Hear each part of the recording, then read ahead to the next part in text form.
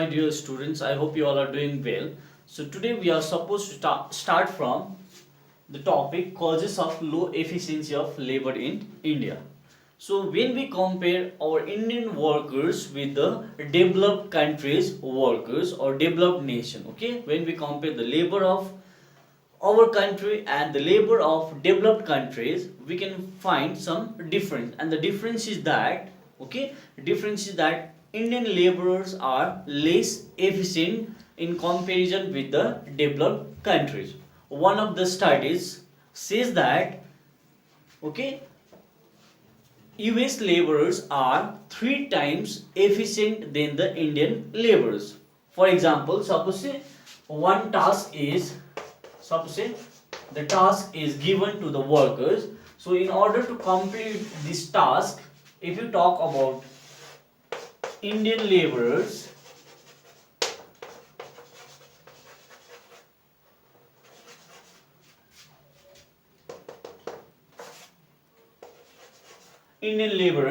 then 3 Indian laborers are needed. And if we talk about US,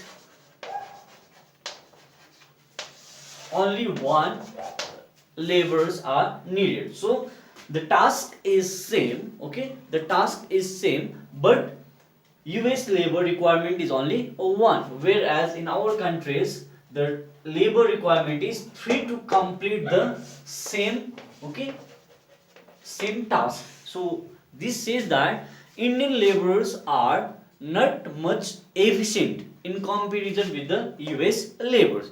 Now the different reasons are there, okay, different causes are there. Now we are going to discuss the causes, okay, causes of that low efficiency of Indian labor. So first reason, okay, is low wages, okay, low wages. So this is one of the most important causes of low efficiency of labor in India. We can see that the wages, okay, given to our laborers, okay, in our country is very less, and whatever the wages the workers are getting, that is not sufficient to fulfill their basic needs also, okay, they are hardly managing their basic necessities, okay. So because of that low wages, what happens that their standard of living is very low, and once the standard of living is low, they are poorly fed and ill clothes, okay. So if the wages is low, what will happen?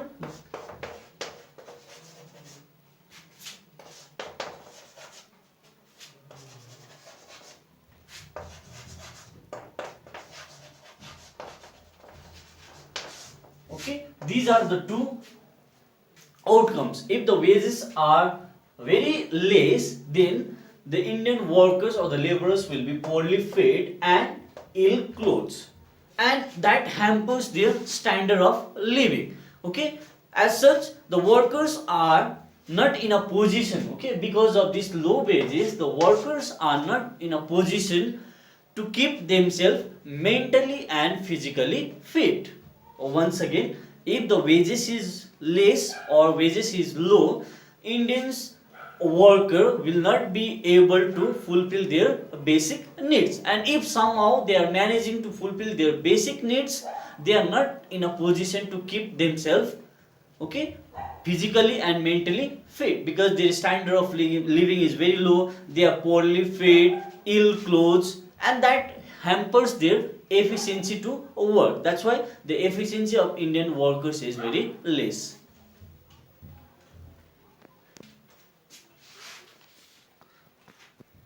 Okay, so the second cause is we have poor technology. So whatever the technology we use in our country are mostly outdated, okay, and are of poor standard. And because of that poor standard and outdated technology, even the laborers are not able to improve their efficiency. And besides that, what happens sometimes is that there is a continuous or sometimes a breakdown of the machines, okay, this one cut up of electricity, and because of that breakdown of machine, irregular service of electricity, that all discourage the workers, and finally that hampers the efficiency of worker, and due to that lower efficiency, the laborers are deteriorating their quality, they are not able to improve their quality. So this poor technology also play a vital role to decrease the efficiency of labor in our country. Now, the third causes of low efficiency of labor in our country is education and training. So, due to lack of proper education and training in our country, okay, the efficiency of worker is not good. The efficiency is less because the proper training is not given to the different categories of workers. Education, whatever education we are getting, we are getting only traditional, okay, bookish knowledge, but we are not provided with the other training that helps to improve the efficiency of labor, and that causes low efficiency of labor in our country. Okay, now fourth causes is hot climate. Okay, so India is a subtropical country and its climate is very hot. This is the most important natural causes to lower down the efficiency of workers, and because of that hot climate, because of that hot weather, we can see that the workers are not able to dedicate themselves with their 100%, and because of that their efficiency is low. Now next we have point number 5, workplace, okay, or place of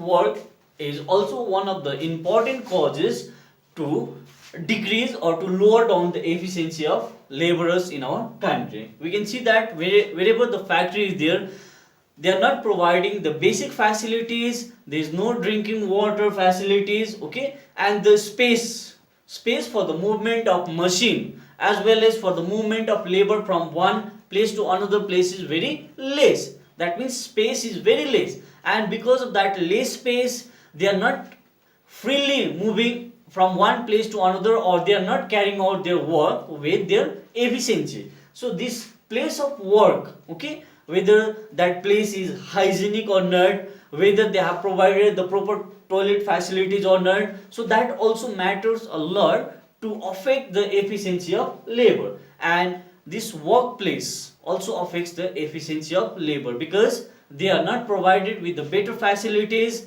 and that discourages the workers to improve their efficiency.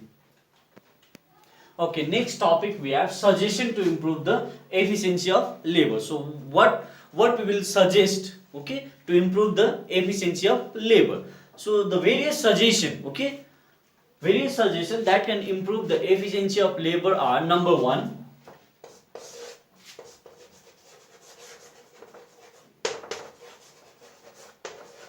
higher wages. Okay, laborers should be given or they should be paid higher wages so that they can improve their standard of living, okay, and they can fulfill their basic needs with what they are getting. So these higher wages play a vital role to improve their efficiency of labor. Now second factor we have, or second suggestion we have,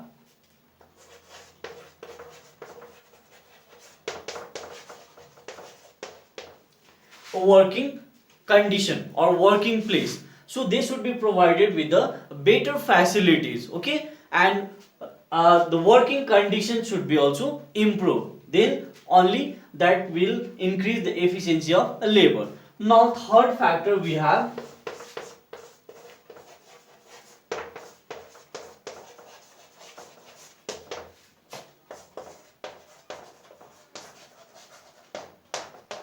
in order to encourage the laborers, in order to improve the efficiency of laborers, we should be providing or we should provide them a better social security benefits, or wherever they are working they should provide social security benefits. So this social security benefit includes pension, provident fund, okay, compensation for medical purpose. So all these things will helps to improve the efficiency of labor. Now next one, working hour. Point number 4.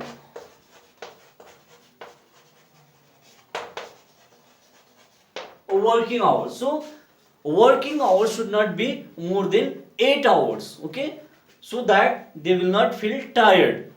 If you are asked them to work for a longer hour, they get tired, and that will hamper the efficiency of labor. So working hours should not be more than 8 hours. Next we have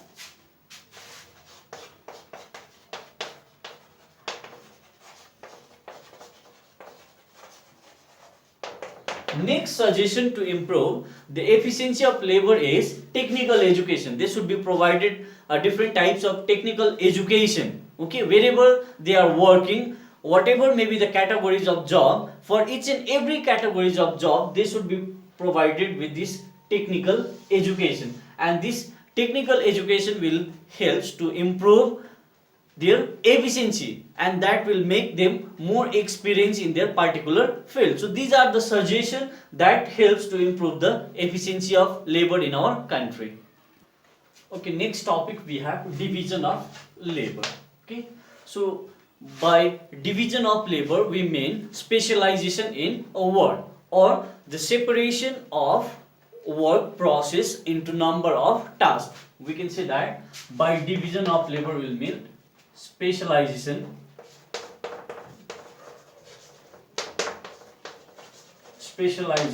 in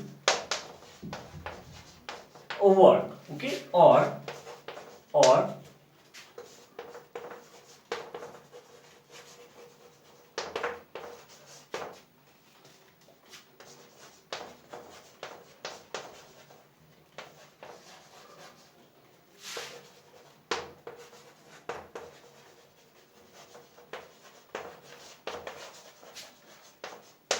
okay. So what is division of labor? Division of labor means specialization in work, or we can say that separation of work process into number of tasks. When we are separating the labor for each and every task, then we can consider that concept as a division of labor. Now this division of labor is divided into different parts. Number 1 we have, first one we have simple division of labor.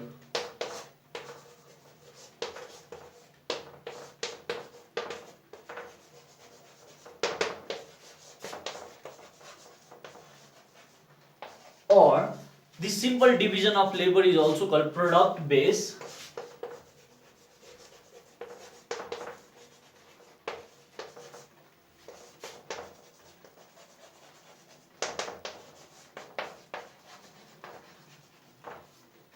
simple division of labor or product based division of labor. So simple division of labor is that type of labor he will be completing all the tasks or all the steps of production by himself. That means when single labor is involved in each and every stages of production, when single labor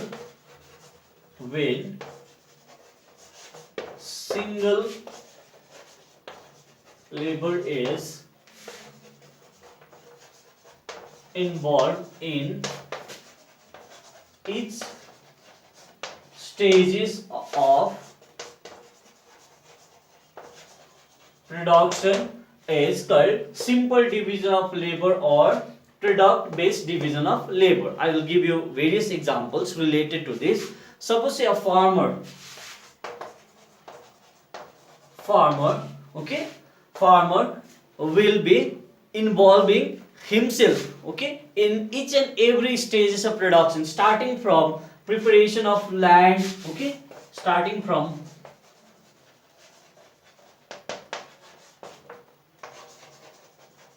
preparation of land, then sowing of crops,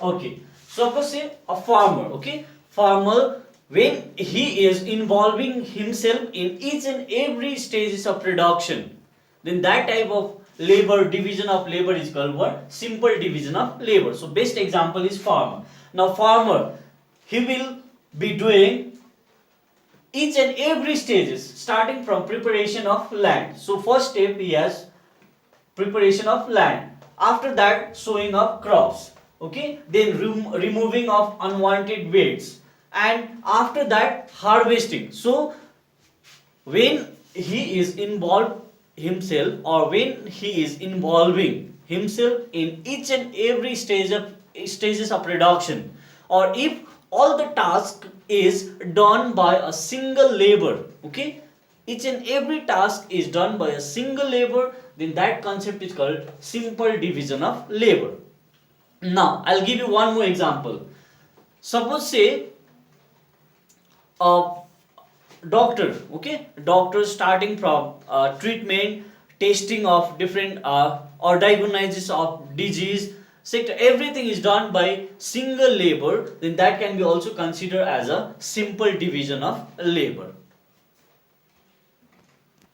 Now second type of division of labor we have complex division of labor, or that is also called process based division of labor. So what is that complex division of labor?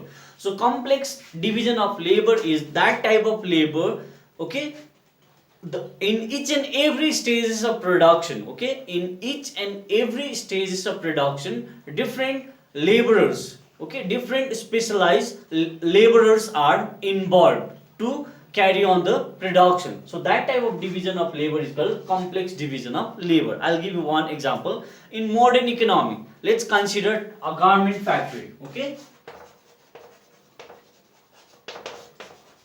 In a garment factory, okay, in each and every stages of production, some specialized laborers will be there. So suppose say first labor is doing the task of measurement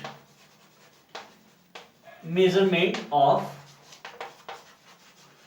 clothes, and the second labor is doing the task of cutting